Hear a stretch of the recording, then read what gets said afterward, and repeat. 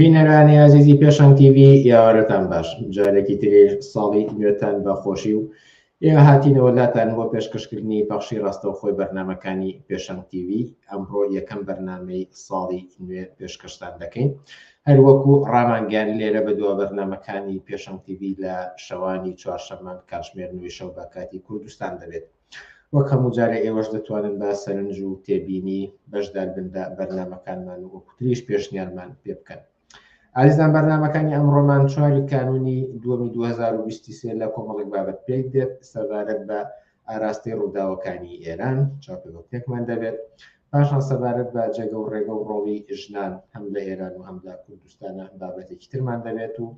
لە کۆتایی بەرنامەکانیشدا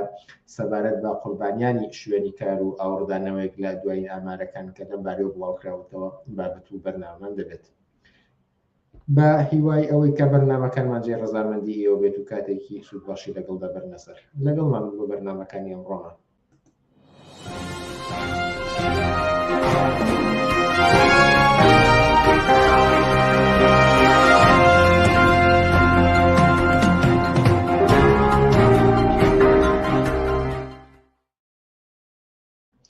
بەڵێ ئازیزان، یەکەم تەوەری ئەمڕۆمان تایبەت بە ئێران دەبێت. پتر لە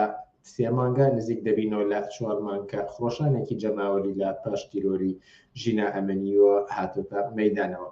ئەوەی کە تا ئێستا بەکوێ گەیشتووە لێرە بەدواوە ئەکرێت بەکوێ بگات، چاپلۆتنێکمان دەبێت لەگەڵ عوسمانی حاجی مارف، سکرتێری کۆمیتەی ناوەندی حیزبی کۆمونیستی کرێکاری کوردستان. عوسمانی حاجی مارف، ئێوارت باش و سپاس بۆ ئەم دەرفەتەی پێدای. کاری و باش و سپاس بۆ ئێوەش. ئەمێ بپرسم کە نزیک دەبینەوە لە 4 مانگە لە ئێرانە خڕۆشانێکی جەماوەری هاتۆتە مەیدانەوە، بە چەندین شێوازی جیاواز دەرکەوتووە و ئەمە ئیدامەی بۆ تاوەکو ئێستا. لە ڕوانگەی ئێوە ئەوەی کە تا ئێستا هاتووە پێشڕەوی کردو ئەم بزوتنەوەی پاشەکشەی کردووە یاخود بە هەمان ئاراستەدا هاتووە تا ئێستا؟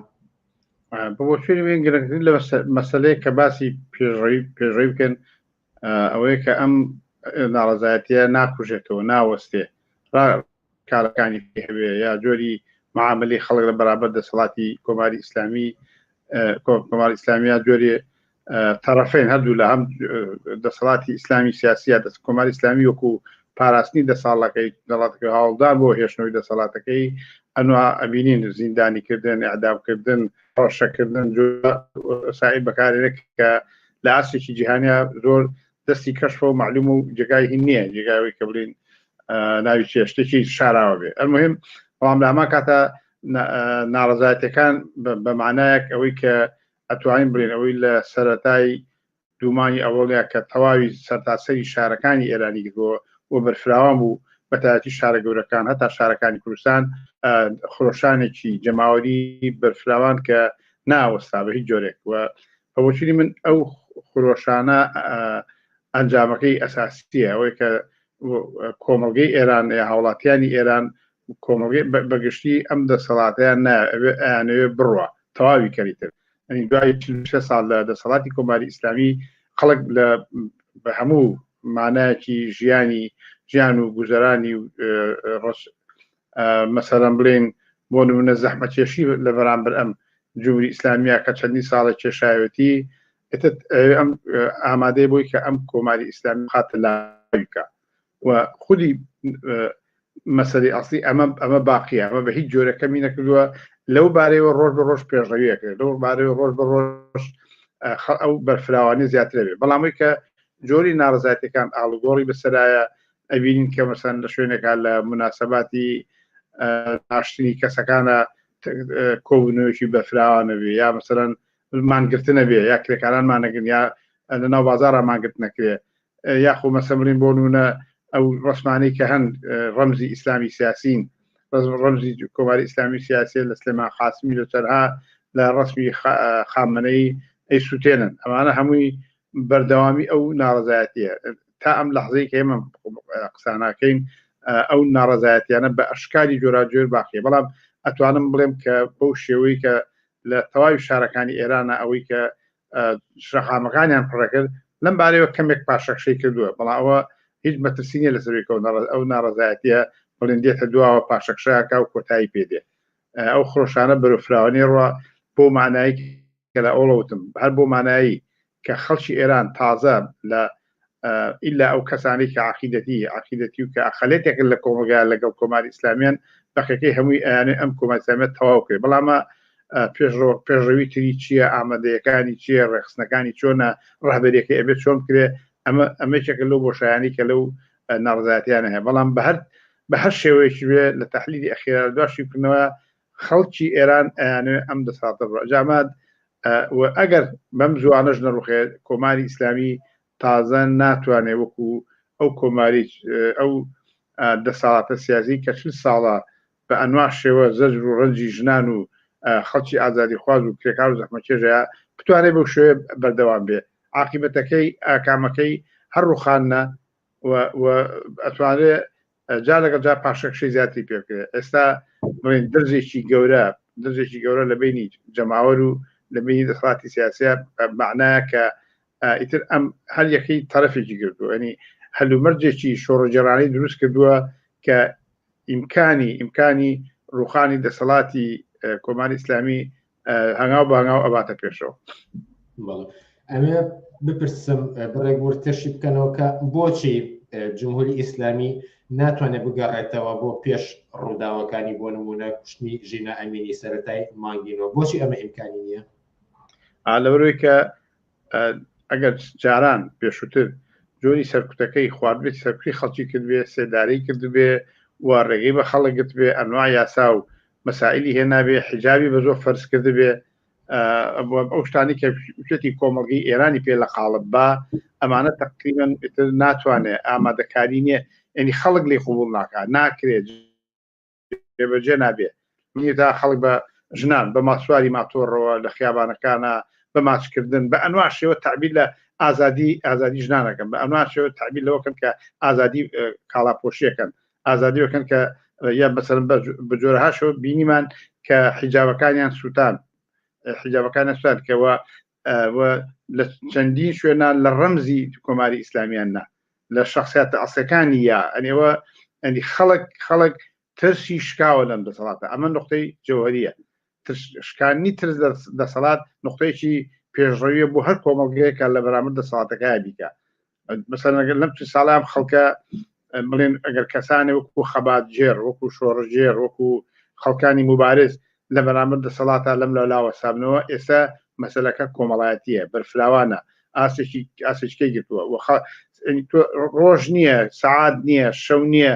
نەبیستی کە ناڕەزایەتێک لە فلان شوێنە فلان پەسپیان سووتان فلان بەڵام مثلا دەورانی مەسەلەن پێش ئەمە کارێکی وە بکرایە بە ئاسانی بەسیج یا ئەو هێزەکانی هێزە سەرکوتگەرەکانی جمهوری ئیسلامی ئەچوونە گرتن ئێستا ڕاستە زیندانەکانی پڕ کردووە بەڵام ئەگەر زیندانەکان چەندین هەزاری تیاابێ وەکو ئەڵێن حدودی 14 هەر چەندێکە بەڵام ئەوەی کە ئەو تووڕێی ئەو کەسانی کە لە دەرەوەی زیندانیا ئەو کۆمەڵگەیە عمومەن ئەو ترسەی لەو دەسەڵاتشکاوە لە بەرامبەری ئەوەسێتەوە لێ قوبوڵ ناکە لێ قوبوڵ ناکە حیجابی بە زۆرا فەرزکە لێ قوبوڵ ناکە مەسەلەن ئازادی بیر و باوەڕی نەبێ مثلا تۆ سێکە بە جۆرێک ڕەمزی کۆماری ئیسلامی ئەسڵەکەی دینی ئیسلامە ئەنوا دروشمی پێشڕەوانە هەیە بەجی ئیسلامی سیاسی خەڵک کەوتۆتە ئەو مەخواوە هەتا کە دینەکەشی خەڵ نەبێ داوای ئازادی ئەوەکە کە بێدینی قبول کرێ ئەمە جمهوری ئیسلامی ناتوانێت ئەم ئەوەی کە 40 ساڵە بشێتی فەرزی کا بەسەر خەڵکا و حیجابی کردو بە زۆر نوێژی پێگرتبن مەسەلەن لە مناسبە ئاینەکانە بە زۆر فەرزی بێ بەسەر خەڵکا ئەوانەی تر بەسەر چوون بۆی ناکرێت کۆماری ئیسلامی خەڵک لێ قوبول ئەو قوبول نەکردنە مانایەوە ناتوانێت بیکە ناتوانێت بگەڕێتەوە بۆ ئەو دۆرانی کە دەورانی ئەم پێش ئەم 4 مانگ لە ناڕزایەتەکانی خەڵ ئەمە بۆ تەش مەسەلەیەکی واقعی لە ئێسەی ئێرانە ئەگەر بپرسم ئەو ڕێگری و کۆسپانە چین لە بەردەم ئەم بزوتنەوە ناڕەزایەتیە فراوانی لە ئێراندا هەیەکە نەیتوانیوە پاش نزیک لە 4 مانگ کۆتایی بە کۆماری ئیسلامی ئێران بهێنێت یەکەم شت کۆماری ئیسلامی ئەوە بە ئاسان ناڕوخێ هێزێکی عەقیدەیی و عسکەری و مەسەلەن باڵادەسی کە 46 ساڵە کردوێتەوە خەرجی بۆ کردووە و هەتا بڵێن مەسەلەن بۆ نمونە لە دەرەوەی وڵاتەکەشا لە هەتا چێشمەکێشی لەگەڵ وڵاتانی ئیمپریالیە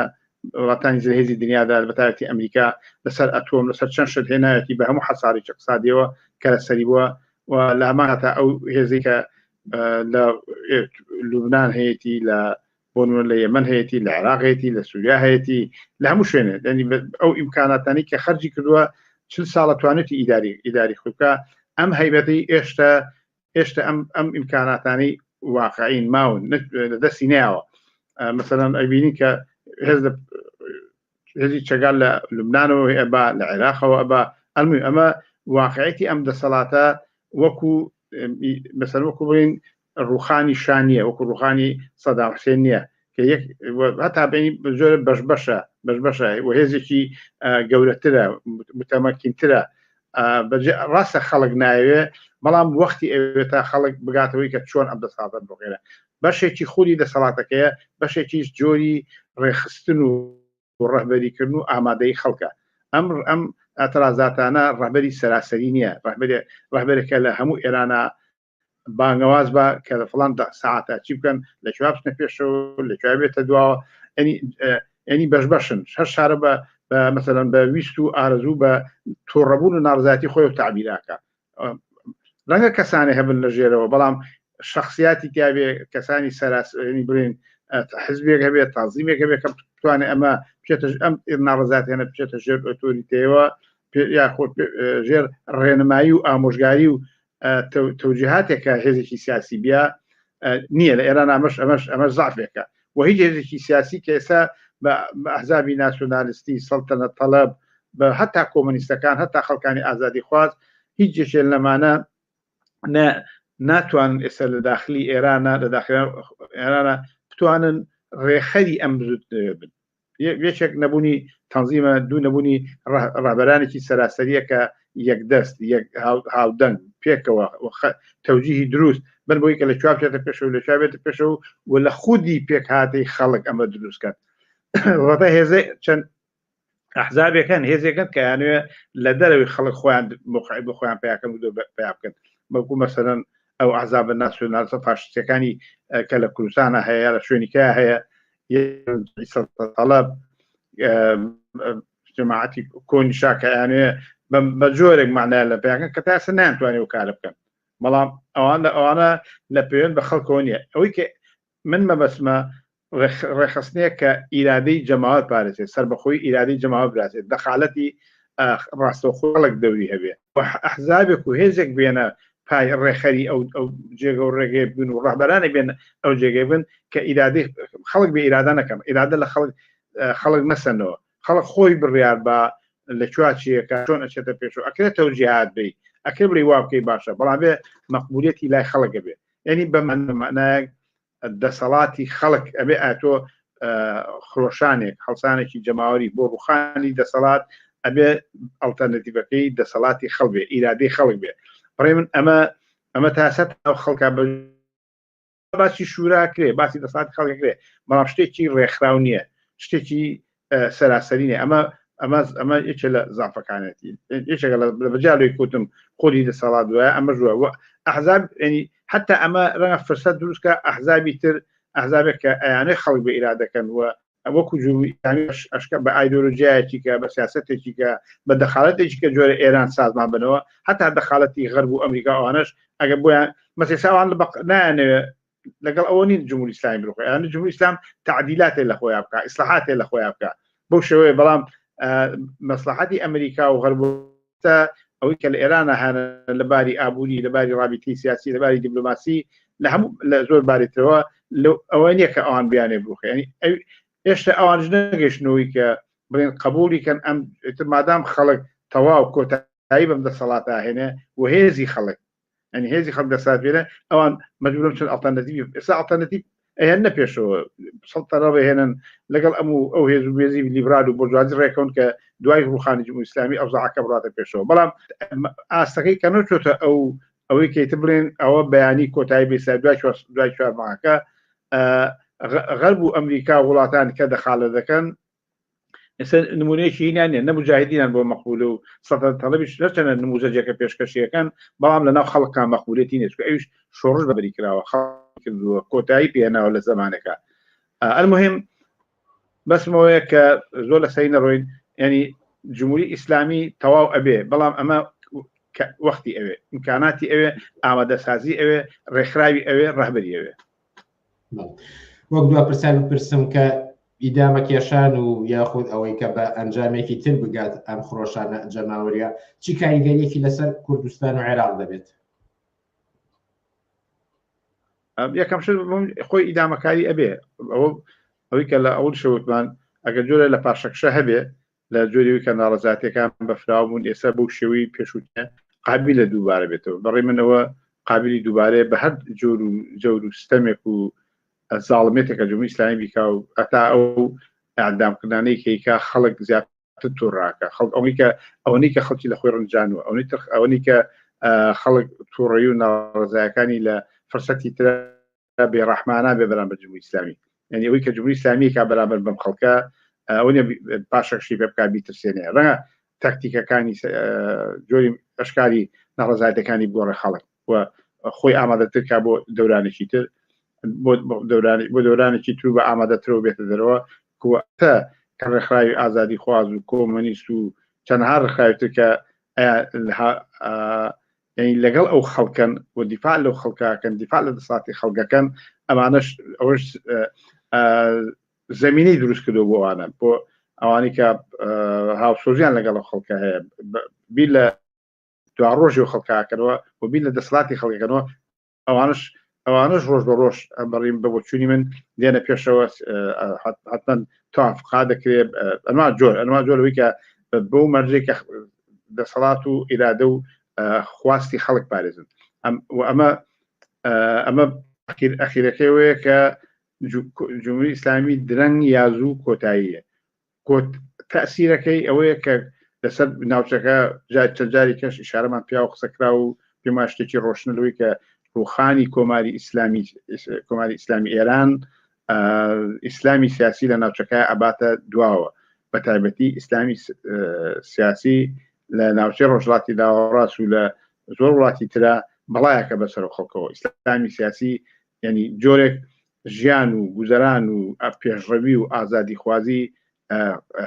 قەتیس کردووە لە جۆرێک ژیانی خەڵکی وێران کردووە بەڵایەکە بەسەر خەڵکەوە بەڕێ من ئەم بەڵایە بە دوای ڕوخانی کۆماری ئیسلامی کۆتاییە هەتا ئەگەر ئاگاداربی ئەمەی کە تۆ سەری کەشنانێکی زۆر لە سووریا هاتون دیفاع لەو داڕزایەتیەکان دوێنێ بوو پێرێ بووکەی بوو کە ئەمە شتێکی واقعیە بەڕێ من خەڵکی عێراق خەڵکی سووریا خەڵکی لوبنان خەڵکانی ناڕازی لە هەموو شوێنەکە حتا یەمەن تەوەقعیان لەوە هەیە کە کۆتای ئیسلامی سیاسی ئاڵوگۆڕێکی سەراسەری لە ناوچەیی پێشگە لە ئاڵگۆڕی ناوچەی حتا ئاسی دنیاشە ئاڵگۆڕکێتە پێشەوە کە وەزی ئێران و ئەم ناوچەیە بەرەوچۆ بڕە مهمترین شتێوەیە کە دەور و مەکانەی ئیسلامی سیاسی زۆر لاوازە بێ و دواتیش کە ئاوابوونی ئیسلامی سیاسی بە بۆچوونی من هەرچەندە وتم دوا پرسیار بەڵام پێم خۆشە پرسیاری بینەرێک ئاراستەی ئێوە بکەم ئەوش زۆر بە کورتی کە لەسەر ناوەکەی دەڵێت کە زۆرێک لە هێزە چەپ و کۆمۆنیستەکان ئەمەی لە ئێران ڕۆدا هەیە بە خۆپشاندان هەیە بە ناڕەزایەتی هەیە بە خرۆشان هەیە بە شۆڕش هەرێکەوە بە شتێک ناویە بن ئێوە بە چ شتێک ناوی دەبنەوە ئەمە خرۆشانێکی جەماوەریە و بەرحەقە مافی حەقی ئەو خەڵکە داوای خواستی خۆیەکە داوای ڕوخانی دەسەڵاتی سیاسیەکە ئەوەی کە تعریفەکەی بەچی ئەڕوا بەچی کۆت ناوی شۆڕشە ناوی خرۆشانە ناوی ڕاپەڕینە ئەوە من زۆر بۆم هین نییە بەڕاستی بەڵام بۆچوونی من بۆەوەی کە جەماوەر بەرفراوان سعاتێکی خەڵک بە ملیۆن خەڵ لە ئێرانە ئەیانێ ئەم دەسەڵاتە بڕوخێن و بیرروخێنن بۆ خۆی شۆڕشێکە هەر ئەوە نیە بڵین شۆڕش بە معنایەوەی کە تۆ قەتیسیکەین لەوەی کە ئێمە تەنها شۆڕشێک کە ئیلا بێ سۆشیالیستی بێ ئەمە ڕاستە لە دنیای واقعی کۆمەلگەی بەشەریە تەنها شۆڕشێکەیە کە ئاڵوگۆڕ لە سەراسەری دنیا بکەی شۆڕشی سۆشیالیستیە بەڵام هەموو خۆشانێکی جواری هەڵسانێکی جەماوری کە دەسەڵاتێک وەلا ئەنێ دەسەڵاتی ئەباتە لاوە بە هەر نەتیجەکەی بەرەوچۆڕە سۆشالیستەکان تیا بەخۆ دەبن جاتێککە تیا بەخۆ دەبێت بەڵام وەکو ئەوەی ئێران شۆڕش بوو ئەوەی مصر شۆڕش بوو ئەوانەی سۆدان شۆڕش بوو و ئەم لەوە بە بۆچینی من ئەم ڕێنساسێکە یا مەسەلەن ئاڵوگۆڕێکە لە مەتەقەیەوە ئیسلامی سیاسی ئاواکە ئەمە کەم نییە بۆ جەماوەرێکی بەرفراوان لە شوێنە کارواتێکی وەک ئێران بەرفراوان بتوانێت سەرکەوتن لەبارەوە بدەستبێنێ ئەم سەرکەوتنە بە معنایەک جۆرێکە لە شۆڕشێکە من ئەوە پێناسە و تاریفی بنە و هیوادارم جوابی ئەو کەسشدا بێتە کۆپرسیاری کرد. ڕسمانی حاجی مارف سکرتێری کۆمیتەی ناوەندی حیزبی کۆمستی کرێکاری کوردستان زۆر سپاس بۆم دەرفەتەی پێداین و لە بەرنامەکانی ئەم شەوی پێشنگ تیڤیدا ئامادەبوون. زۆر سپاس بۆ ئێوەش. ئازیزان وچانێک دەدەین و پاشان سەبارەت بە ڕۆڵی ژنان لە خۆرهەڵاتی ناوەڕاست قسە و باسێکی ترمان دەبێت وچانێک و دەینەوەدات.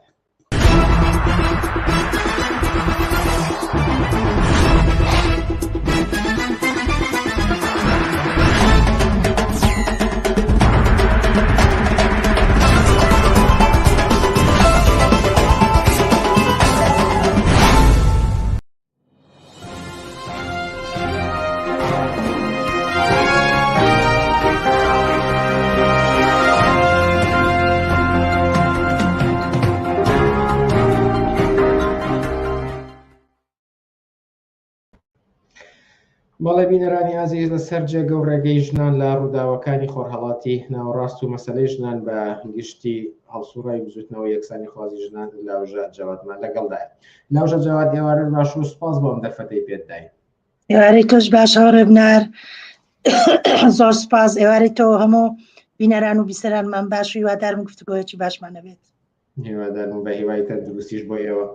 ئەگەر بپرسم کە لە ئێراندا نزیک لە 4 مانگە خۆڕۆشانێکی جەماوەری دەبینین و ژنان ڕۆڵێکی سەرکیان تیایدا هەبووە تەنانەت باش لە شۆڕشی ژنان دەکرێتەوەی کە شۆڕشێک دەکرێت بە ڕابەراتی ژنان. ئەگەر جارە لە ئێرانەوە دەست پێ بکەین ئێوە چی خوێندنەوەیەکتان بۆ ڕۆڵی ژنان هەیە لە ئێراندا؟ بەڵێ جارێ سەرەتا ئەمە بڵێم ژنان ئەمە یەکەم جار نییە کە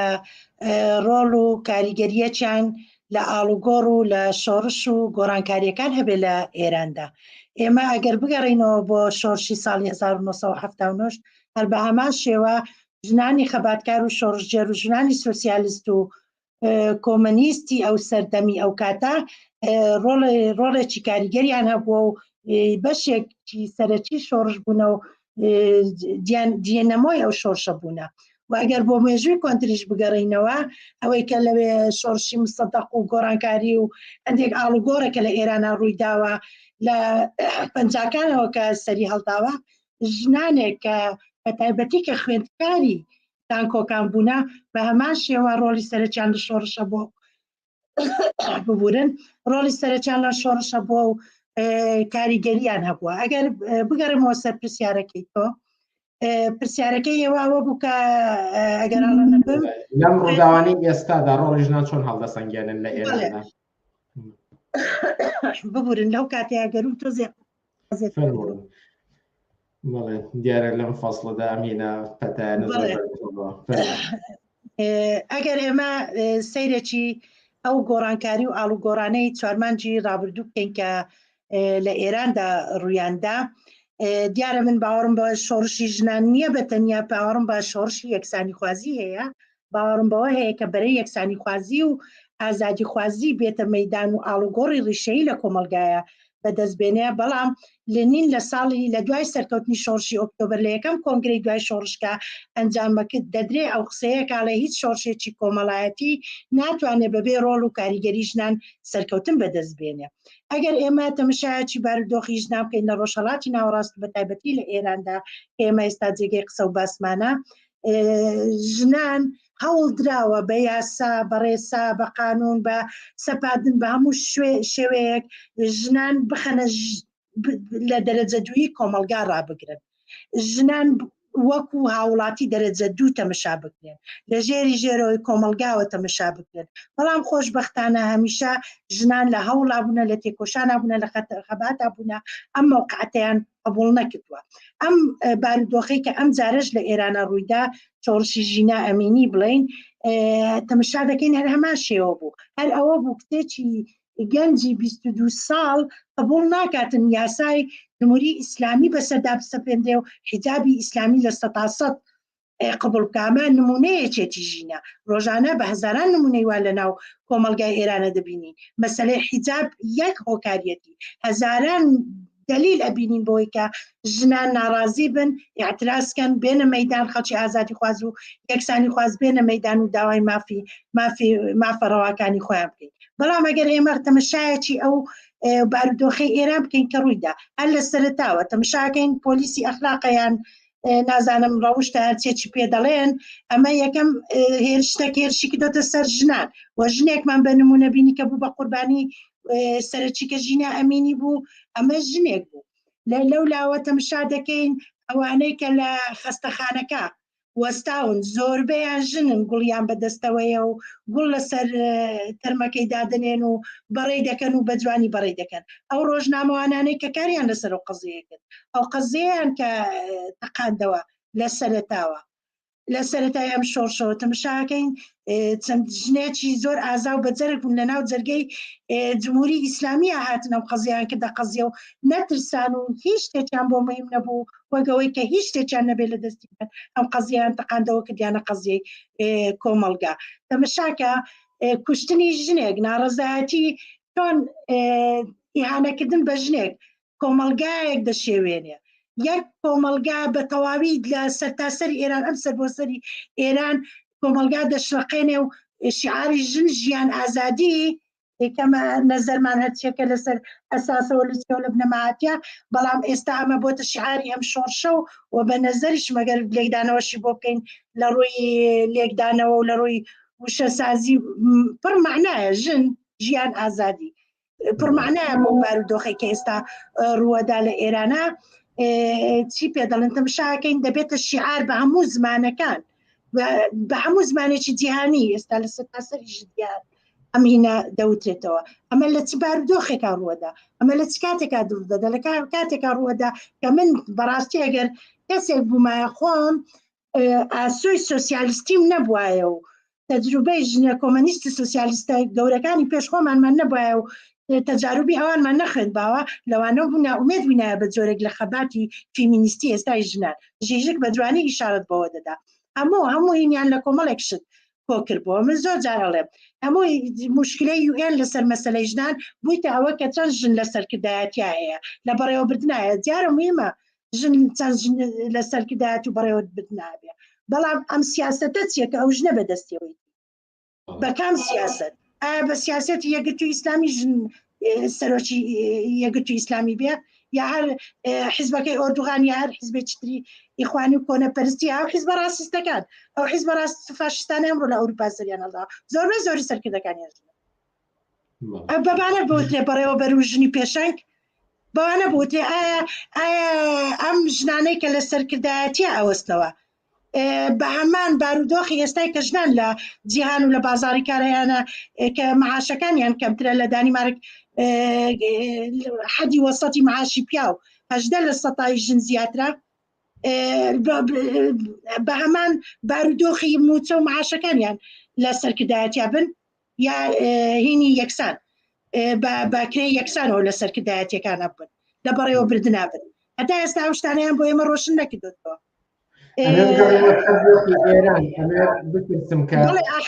آخر منیش دەمەوێت ئەمە بەسمەوە بە دۆخی ئێران ئەو بارودۆخەیە کە ئێستا ئەگەر ئێمە سیرکەین دۆخی ژنانیان بدۆتەوە ئاستە و هەندێک حرەکەتەیە کە ئەوەی میتوو ئەمانەمانە کە باراق بوونە ئینسان هیچ ڕەخنەیەکی نییە لەسەر ئەمانە بەڵام تەمەشا دەکەی لەم بارودۆخەیە لە شوێنێکی تری دنیاە کە ئێرانە بە ژن ژیان ئازادیەوە ژن دێن داوای ژیان بۆ ژنان دەکەن هیچ کەسێک ئاگای لەوە نییە کە لە ڕۆژهەڵاتی ناوەڕاست لە چەندین وڵات باز لەوە ناکرێ کە چەندین ژن ڕۆژانە دەبنە قوربانی کەلتوری ناموسپەرستی ئێران یەکێکە لەو وڵاتانەی کە ژنان بە ئاشکرا بە هین بوونێتە قوربانی کەلتوری ئیسلامی یا بڵێن یاسای ئیسلامی یاسا ئیسلامیەکان جووری ئیسلامی 40 ساڵە بە ئاگر و بەخوێن بەسەر کۆمەلگایە سەپاندووە بەڵام وەتا ئەیبینین لە بەرامبەریشتا بەرەنگاریە بۆ لە کۆمەلگا جنان ئەمەیان قبوڵ نەکردووە چۆڕشی ژینا و ئەو بزوتنەوە یەکسانی خوازەی لە ئێران هاتە مەیدان نمونەیەکی بەرجەستەی ئەم حرەکەتە بوو. ئەگەر بپرسم کە بۆچی دروست لە ئێرانە ئەمە توانیوێتی ژنان ئەم ڕۆڵە ڕابەریان هەبێت بۆ نموناگەر بەراوردی بکەین بە ڕووداوەکانی 10 ساڵی ڕابردووی خۆرهەڵاتی ناوەڕاست و لە شۆڕشەکەی تونس و میسر و حەبەی شوباتی کوردستانەوە کە ژنان هەبوون بەڵام ئەم ڕۆڵە ڕابەرایەتی کە ئەمڕۆ لە ئێرانە ئەیبینین بە هەمان ئەندازە نەبوون. ئەم تایبەتمەندیانە چییە کە لە ئێراندا ئەم دەرفەتایە بە ژنان بەم شێوەی بێنە مەدان و ڕوبەڕووی جمهوری ئیسلامی بێنەوە کە یەکێکە لە دەسەڵاتە هەرەهارەکانی ئەمڕۆی بەشەریەت؟ بەڵێ ئەزای چۆن هاوڕێ بنار من پێم وایە ئەم مەوزوعی ئێران لە ڕووی سۆسیۆلۆژیەوە لە ڕووی کۆمەڵناسیەوە پێویستی بە خوێنەوەیەک هەیە. دیارە من نامەوێت بێمە سەر ئەم وردەکاریان و سەرەوەی کە باسیەکەم بەس من دەمەوێت لێرەوە باز لەوە بکەم کە لە ئێران بۆچی ئەمە ڕوەدا. وەکو وتم لە ئێرانە لە ساڵی 1970 ژنان هەر ئەو کاتەش ڕۆڵێکی بەرچاو و بەرجەستەیان هەبوو لە شۆڕش هاتنە مەیدان و لە شۆڕشە. کۆمەلگای ئێران بەراورد لەگەڵ زۆر کۆمەلگاکانی تر تا ئێستا تەمشاکەی کۆمەلگایەکی زیندوترە ئومێد زیاتر لە ناو خەڵکا هەیە. ئەوەی کە من ڕۆژانە ئەیبینم ئەی خوێنمەوە جۆرێک لە ناومێدی لە سەرتاسەری جیهانە زاڵ کراوە بەڵام هەوڵ دەدرێ ناومێدی زاڵ بکرێ. هەز دەکەی لە کۆمەلگای ئێران کەمتر ئەم مینە ڕنگدانەوەی هەیە ئەم مەسەلەی ناومێدی لەلایەکی کە کۆمەلگای ئێران جمهوری ئیسلامی ئێران هاتووە بە زۆر بە یاسا و بە ڕێسا قوانینی ئیسلامی و حیجابی ئیسلامی بەسەر کۆمەلگایە سەپاندووە ئازادی بە یاسا هاتووە لە کۆمەلگا ستاندۆتەوە لە خەڵکەکە ستاندۆتەوە. ئەوەشمان بیر نەچێت ئێران کۆمەلگایەکە بزوتنەوەی چەپ و کۆمەنیستی تێدا بەهێزە لە هەر کۆمەلگایەک بزوتنەوەی چەپ و کۆمەنیستی تێدا بەهێز بێ بزوتنەوەی ژنانیش تێدا بەهێزە ئەتوانێت حرەکەتی باشتر بکە و مێژوو ئەوەی سەرماندەوە گەرێمە بۆ مێژووی خەباتی 200 زیاتر لە 200 ساڵی کۆمەنیستەکان بگەڕینەوە لە سەرتاسەری جیهان ئەگەر ئاورێک لە خەباتی ساڵانی حەفتاکان بدەین کە ژنان هاتنە مەیدان پەیوەندی بە بزوتنەوەی چەپ و کۆمەنیستیەوە هەبوو پەیوەندی بەوە هەبوو کە ئەو بزوتنەوەیەکی بەهێز بوو لە ئاستی جیهانیە. ئەگەر ئێمە ئاورێک لە شۆڕشی ئۆکتۆبەر بدەینەوە کاریگەریەکانی لەسەر ئاستی جیهانیە هەموو ئەمانە کاریگەر بوونە بۆ ئەوەی کە لە ئێران ئەم تەقینەوە ڕوو بدات. و لەلایەکی تریشەوە کۆمەلگای ئێران گرانی برسیەتی نەداری بێکاری نەبوونی مواد مخدر نازانم جمهوری ئیسلامی بۆتە بەڵایەکی ئەوەندە گەورە بەسەر ئەو کۆمەلگایە وای کردووە لە بچووکتریشتا ئەو کۆمەلگایە وەکو باڵۆنێک وایە وەکو باڵۆنێک ئەوەندە فویتێکرا بێت ئاوایەکی لێ بکەی بترەقێتەوە. کۆمەلگای ئێران ئاوایە پێ هاتووە لە هەر بارودۆخێکە ئەگەری تەقینەوەی هەیە بە تایبەتی بۆ بزوتنەوەی ژنان و بۆ بەرەوەی ئازادی خوازی و یەکسانی خوازی. زۆر باشە دەستان خۆش بۆ ئەو زانیاریانە بەڵام ئەگەر ئاورێک لە کوردستان بدەینەوە لە ماوەی ڕابردوودا هەڕەشە لە چۆمان هەردی شلێک حەمەنووری بگورەشی لای حەمەنووری و چەندڵایەکی تری بزوتنەوەی ژنان دەکرێت هەروەها لە چەند ڕۆژ پێش سەری ساڵ ئەو ڕووداوە دڵتەزێنەی هوانەمان بینی. ئەگەر بە شێوەیەکی گشتی تەماشای دۆخی ژنان لە کوردستانی عێراقدا بکەن یەکەم شت چی دەوترێت؟ برارجان تۆ لەوانەیە خۆت بزانی شتێک هەیە لە زانستی سیاسی پارادایمی پێوترێ ئەوەی کاریگەری پارادایمی ڕووداوەکان لەسەر یەکتری. من لەو ڕۆژانە لە شوێنەشتریشە ئەم قسەیەم کردووە کە ئیسلامی سیاسی وەکو ماری برینداری لێ هاتووە. کاتێک کە مارێک بریندار دەکەی بۆی کە پێشەوەی بیکوژی خاکە نازێکی لێدەی بریندار دەبێت ئەو مارە هار دەبێت ئەوێ بە هەموو شێوەیەک پەلامارت بدا بە هەموو شێوەیەک دڕتر دەبێت بۆ ئەوەی کە ژانەکەی خۆی لە تۆیان خاڵی کاتەوە. ئەم بارودۆخەی کە لە ئێران ڕوویدا ئەو ڕووەدا ئەو کاریگەری بارودۆخ ئێمە ئەوەمان بیر نەچێەوە هەر ئێران نییە نەبوو کە ژنان تێدا ڕۆڵە کاریگەریان لەم دەورانەی ئەخیرا تێدا بوو ئێمە بینیمان چەند ساڵ پێشێستا لە کۆبانی ژنان بوو حرەکەتی ژنان بوو بە چەکداربوونی ژنان بوو بە بەرامبەری لەگەر پیاوانە هاتنە مەیدان و ڕوبەڕووی داعش بوونەوە جا ئەگەر بێمەوە سەر ئێران ئەگەر وەڵامی پرسیارەکەت ببوورە ئێمە تەماشا دەکەین ئیسلامی سیاسی کەوتۆ لە ژێر ئەو بارودۆخ و ئەو وەزعەتی لە ئێران ڕوودەدا گلۆرەیان کەوتۆتە لێژیەوە وە بارودۆخیان لە خراپیدایە ئەمە بۆ هەموو دنیا معلومە بۆ هەموو دنیا ڕۆشنە کە جمهوری ئیسلامی هیچ ئومێدەی بۆمانەوە لە سەرکار نەماوە لەوانەیە ئەمڕۆ نەبێ ساڵێکی تریش نەبێ بەڵام بزوتنەوەی سەرنگونی کە خۆیان ئەڵێن لە ئێرانە دەمێکە دەستی پێکردووە و ئێستا زۆر بەهێزتر بۆ بەرەو پێشتر دەڕوە و لە هەر کاتێکی شاکە ئیسلامی ئەمە کاریگەری خراپی لەسەر ئیسلامی سیاسی دەبێ ئیسلامی سیاسی لە کوردستان بەهێز دەکاتن بۆیە بە هەموو شێوەیەک دەیانەوێ هێرشکەنە سەر بەرەی ئازادی خوازی و یەکسانی خوازی لە کۆمەلگا دەیانەوێ هێرشکەنە سەر ژنان دەیانەوێ ژنان بنێنەوە ماڵەوە بیاخەنەوە کونجەکانی ماڵەوە یاسای کۆنەپەرستانە دەستەپێنن بەسەر کۆمەلگایە فرەژنی عێراق دێن لە کوردستانە تەطبیق دەکەن هەرچەندە لە کوردستانیش فرەژنیە بۆ بەڵام دیارە تۆزێک هینی تێدا بوو لە کوردستانە شەرت و شروتی تێدا بوو یاسای عێراق دێن کە بە هیچ مێرج و شەرت و شروتێکە هێرش دەکەنە سەر مەسەلەی جەندەر سەر هەڵسوڕاوان ئەوەی کە شیران حەمەنووری ئەوەی تۆمان هەردی ئەمانەوە کە هەموو بینیمان وە دوای ئەمەش ئەگەر بینە سەر ئەو ڕووداوی پێشی سەری ساڵکە لە سلێمانی ڕوویدا و کچێکە لە ئەلاماریاندا و هێرشیان کردە سەری ئەوەش دەکرێت لەو چارچێوەیە لەو چارچێوەی ئیسلامی سیاسی و نەمانی پەروەردە ئەوەی کە من لە سلێمانی ڕوویدا بە پەروەردەوە زیاتر دەبیست ئەو شێوەی پەروەردەی دەسەڵاتی کوردی لە 30 ساڵی ڕابردوودا من زیاتر دەگەڕێنەوە بۆ ئەمە کەمە خوێندنەوەی خۆی دەوێت دەکرێت قسە و باسی لەسەر بکەیت لاوژە جەواد هەڵسوڕایی بژوتنەوە یەکسانی خوازی ژنان زۆر سپاس بۆ دەرفەتەی پێداین و لە بەرنامەکانی ئەم شەوی پێشنگ تیڤیدا ئامادەبوون زۆر سپاس بۆ ئێوەش سپاس بەوەی کە منتان داوەت کرد زۆر سپاس عزیزان وچانێک دەدەین و پاشان سەبارەت بە قوربانیانی شوێنی کار لە کوردستان بابەتێکی ترمان دەبێت لەگەڵمان بێت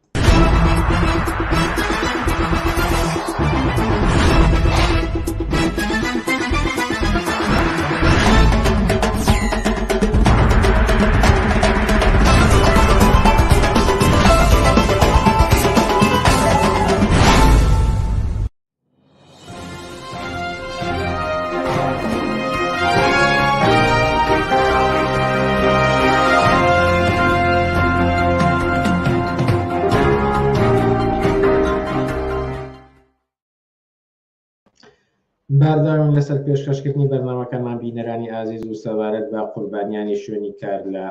کوردستان چاپێکەوتنێکمان دەبێت لەگەڵ شاباس مەحموود لە ستافی بڵاوکراوەی دەنگی کرێکار و بڵاوکراوەی تەلەڤیزیۆنێکی ئینتەرنێتی بە ناوی کرێکار تیڤی. شاباس مەحموود ئێوارەت باش و سپاس بۆم دەرفەتەی پێداین. ئێوارەی تۆ باش و ئێوارەی هەموو بینەران و بیسەرانی ئەوەش باش. ئێوە لە کرێکار تیڤیەوە ئاماری ساڵی ڕابردووتان بڵاو کردەوە سەبارەت بە قوربانیانی شوێنی کار واتە ئەو کرێکارانی کە لە کاتی کارکردندا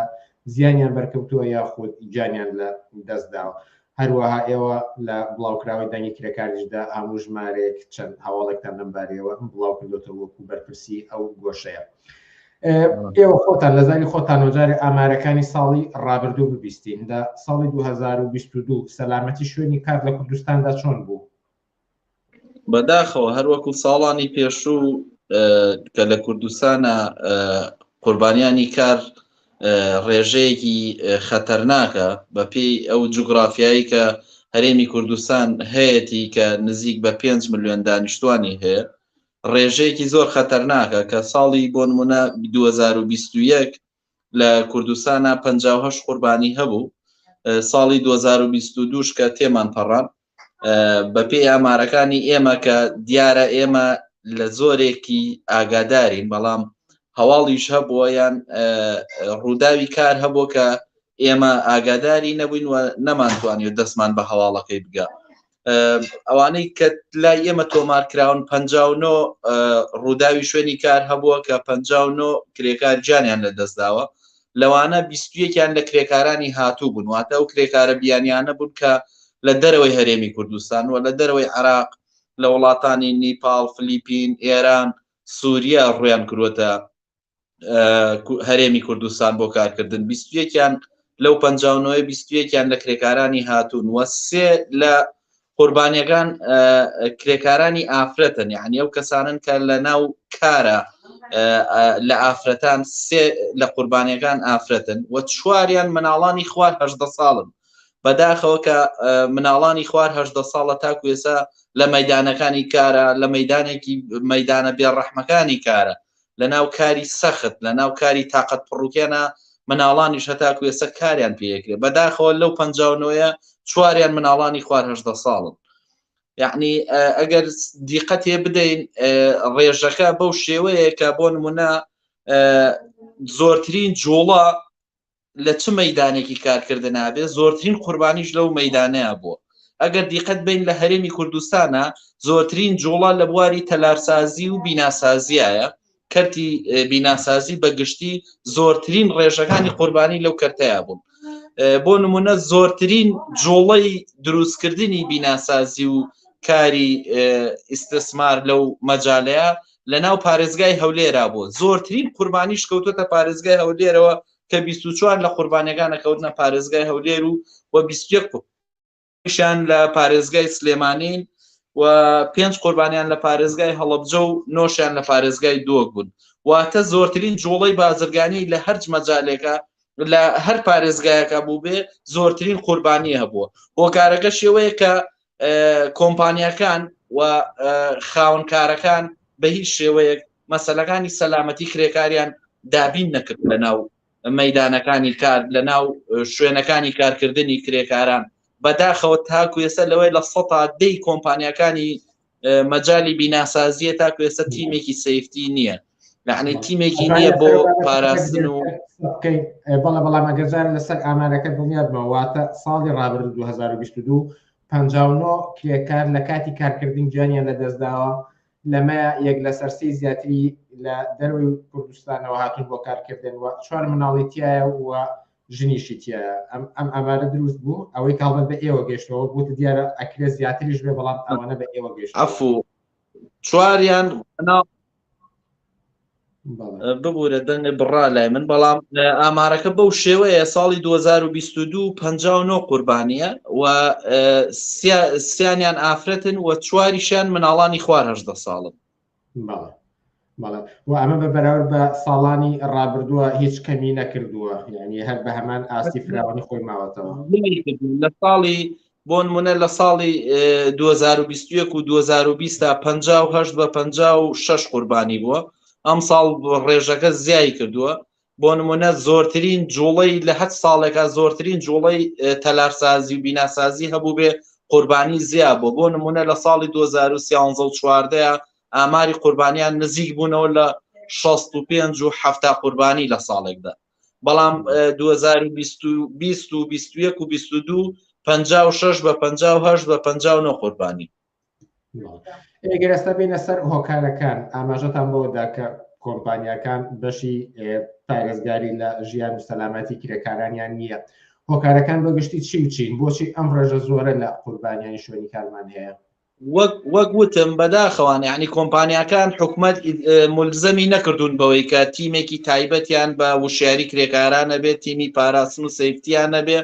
و هۆکارەکانی سەلامەتی سەناعی کە بۆ کرێکاران پێویستەوە کڵاو دەستگوێش پشتێنی خۆبەستنەوە یعنی ڕێڕەوەکانی دیاریکردنی ڕێڕەوەکان یعنی دەیان پێویستی سەلامەتیە کە بەداخەوەمانە دابین نەکراون و حکومەت و ئەو وەزارەتە پەیوەندیدارەکان بە مەسایلی کرێکاران وەک وەزارەتی کاروباری کۆمەڵایەتی و لیژنە مختەسەکان کە ئەچنە کۆمپانیەکان بە جۆرێک چاوپۆشیەکرێت لە هەموو نەبوونی هەموو ئەو پێویستیانە بۆ کرێکاران و باکیان نییە بەوەی کە کرێکارانێکە بنە قوربانی یان نابنە قوربانی بۆیان مەسەلنی ئەسڵەن ئەگەر دیقەت بین ئێمە وەکو کرێکار تیڤی و بەشی ڕاگەاندن لە ڕێکخراوی کرێکارانی بیناسازی یەکەمین شوێنین یەکەمین جیهەتین کە نزیک بە 12 ساڵە هەموو ئامارەکانی کوردستانەکەین. ئەم ساڵ ئەم ئاماری کە ئێمە ڕامانگەیان بۆ زیاتر لە 75 میدیا و دەستگای ڕاگەاندن و ئاژانسی هەواڵ و سایت و تیڤی و رادیۆمانە لەوانە تەنها 4 دەستگا ئامادەی هەبوو بڵاوی کاتێ عنی بۆیان گرنگ نەبووە مەرگی 59 کەسیان بۆ گرنگ نەبووە تەنانەت بیکەنە هەواڵێک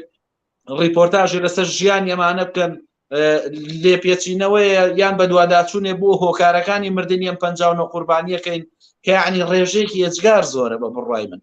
ئێمە وەکو کرێکار تیڤی وەک چەند دەستگایەک ڕاگەاندن کە بە پەنجەی دەست دەژمێرن تاکوێسا جۆرێک لەوەی کە ئیتیمان بەم هەواڵانە ئەیرێ و مەسەلەکە ئەوەیە کە بمانەوەی کرێکاران وشیارکەینەوە و تیان گەێنین کە پێویستیەکانی سەلامەتی فشار دروستکردن بۆ سەر کۆمپانیاکان و خاوەنکار بۆی کە پێویستیەکانیان بۆ دابینکەن ئێمە ئەمانەوەی ئەمە عکسکەینەوە کرێکاران تێبگەێنین کە قوربانیانی شوێنی کار هەروە ئاسان نێڵین تێپەڕێ یعنی جۆرێک لە جۆرەکان کرێکاران خۆیان ببن ئەو فشاری کە بتوانن داوا لە خاوەنکارکەن و لە کۆمپانیا بکەن هەموو پێویستیانی کە بۆ سەلامەتی گیانیان پێویستە بۆیان دابین کرێت. وەک ئێوە ئاگادار بن لایانی پەیوەندیدار وەکو حکوومەت وەکو سندیکاکان وەکو کۆمپانیاکان ئەوانەی کە ئەکرێ بەرپرسیارەتی هەڵگرن لەم ڕوانگەیەوە هیچ پرۆژەیەک هیچ کارێکیان لە دەستورکاردایە کە ئومێد بکرێ بەوەی کە ئەم ڕێژەیە لە ساڵانی ئایندەترە لانی کەم دێتە خوارەوە. بەداخەوە تاکو ئێستا لە ئاستی تەموحانیە یعنی لە ئاستی ئەو ڕێژەیە لە جوڵەی کارکردن کە لە کوردستانە هەیە هیچ لایەنێکی پەیوەندیدار لەو ئاستەیان نییە بەڵام بیداییەن ئێستا وەزارەتی کاروباری کۆمەڵایەتی لەسەر ئاستی پارێزگاکان چەند لیژنەیەکی دروست کردووە کە فریا ناکەون ئەم هەموو پرۆژێ بەسەرکەنەوە ئەو لیژنەیە بە دوواداچوونەکەن بۆ بوونی سەلامەتی و مەرجەکانی سەلامەتی لە پرۆژەکانی و لە شوێنی مەیدانەکانی کارکردنی کرێکارانە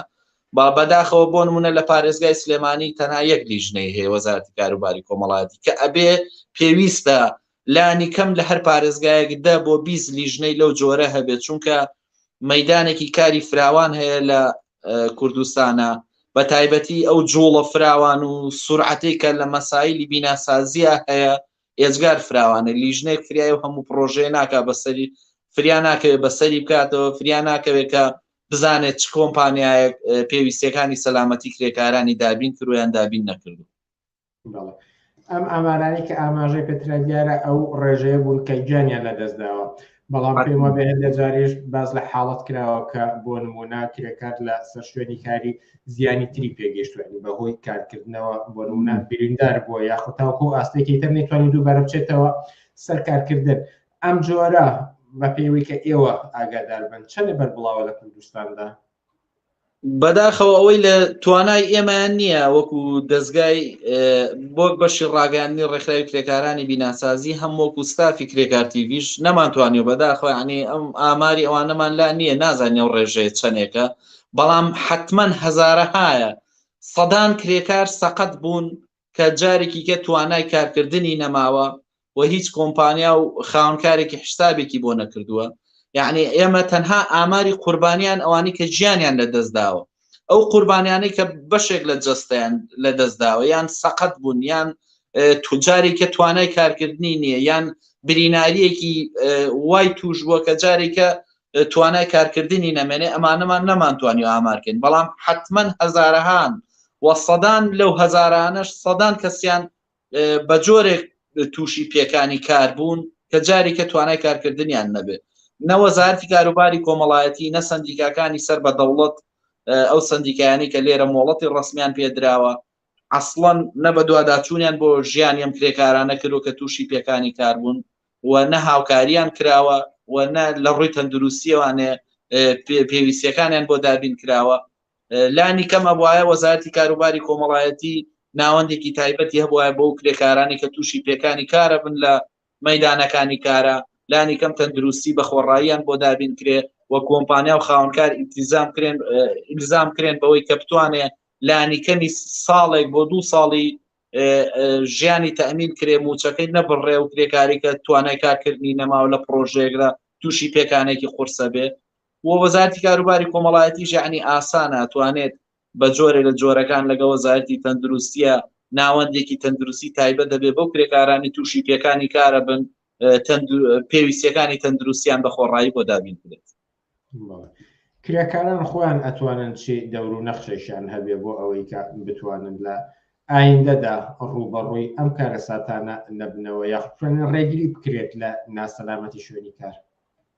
حتمما کرێکاران خۆیان بەشێکن لە ئەو هێزە سەرەکی کە ئەتوانن بە جۆرێ لە جۆرەکان پێویستیەکانیان سەپێنن بەسەر خاوەنکار و کۆمپانیەکانە. کرێکاران لە هەر شوێنێک ئەگەر ئاسی وشیاریان بگاتەوەی کە خۆیان کۆمەڵ و دەستە و گروپ و ڕێکخراو بن لە دەوری یەک بن و قسەیان یەک بێت و بتوانن فشار دروستکەن لەسەر خاوەنکار و کۆمپانیەکان حتمما ئەتوانن ئەو پێویستیانە بەدەست بێنن کە بۆ سەلامەتی گیانیان لەناو پرۆژەکانە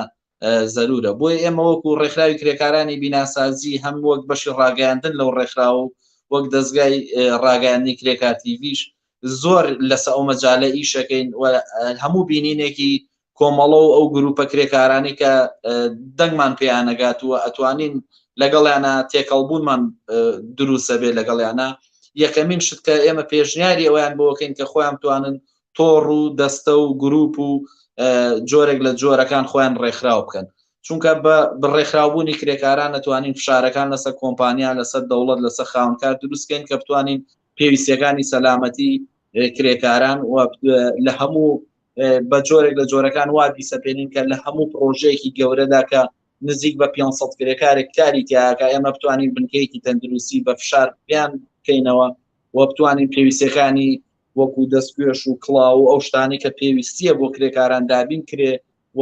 کۆمەڵێ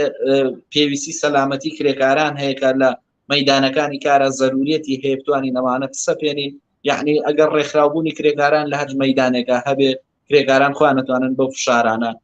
جۆرێک لە جۆرەکانە و پێویستیانەش بۆ خۆیان دابین. بەپێی قسەکانی ئێوە پێ دەچێت یعنی حتا لە پەیوەند سەلامەتی شوێنی کار و زۆر شتی سەرەتایی کە پێویستە لە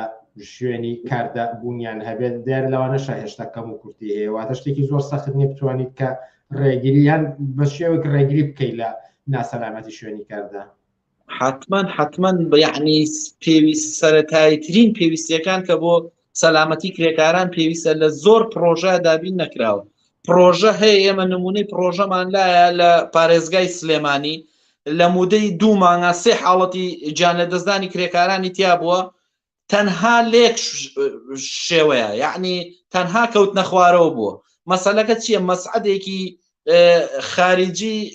دانراوە لە دەروەی بینایەکی تاوا نەبوو. ئەم مەسعەدە هیچ هینێکی سەلامەتی نییە، سیاجێکی تایبەتی نەبووە، جۆرێک لە جۆرەکان یعنی هینێکی سیاجێکی پارێزەری بە دەوری ئەم مەسعەدەیان نەبوو کە کرێکاران موادی پێسەرخەن بۆم بینایە کە نزیکی 26 قاتە لە مودەی 2 مانگە 3 حاڵەتی مردنی کرێکاران تەنها لەو مەسعەدەیە بوو.